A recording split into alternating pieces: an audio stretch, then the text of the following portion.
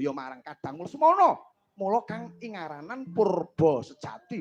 Purbane ana Rama Wijaya, sejatine mapan ana ing sira Lesmana, tegese sira Rama Regawa wis trima ngalah marang Kadanira. Jalaran kang nyengkuyung rika Lesmana anggonira minangka dadi utusaning adil. Ora ana liya mung kejaba kadangmu si Lesmana. Saka gedene tarak bratane Lesmana widakda nganti direwangi wadat tanpa krama. Jalaran lahir terus ing batin anggone nyengkuyung marang Darmanira. Inggih. Ngestaken dawuh paduka Pukulun. Basuki kula ngandika ngadhawe. Pukulun. Kita rumangsa keputangan budi marang Nalindra Mandura. Jejuluk Prabu Basudewa. Nggih. Oh nggih. Rikala semanten kula nglampahi tarak brata mapan wonten ing wana Tebrasara kanthi kula salin wujud naga. Rikala semanten kula dipun puruki kaliyan tiyang bebedak. Kula badhe dipun pejahi dumadakan wonten Nalindra. Rikala semanten Nalindra kala wau nedeng pasang pagrogolan pados buron wana. Inggih, saperlu kagem isen-isen kebon raja ingkang satemah tiyang bebedat kala wau saged dipun singkiraken satemah kula kalih saking bebaya. Nalindra menika kala wau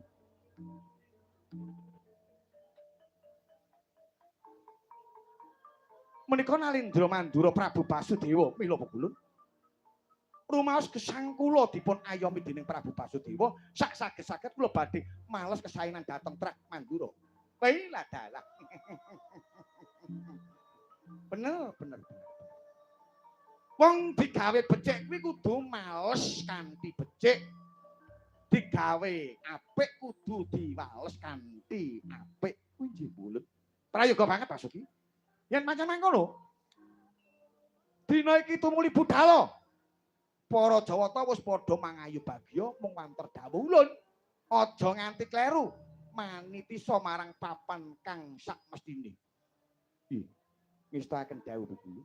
Nggih, ngestaken dawuh Pukulun. Ngestaken dawuh Pukulun. Ngestaken dawuh paduka Pukulun. Wis. Tak balang puja mantra muga-muga rahayu laku mungger. Dewa-dewa Sukata sampuhing prangkutane harum-harum.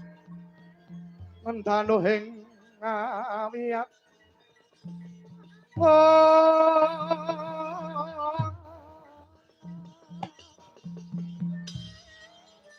Ngendanuhing ngawiyat.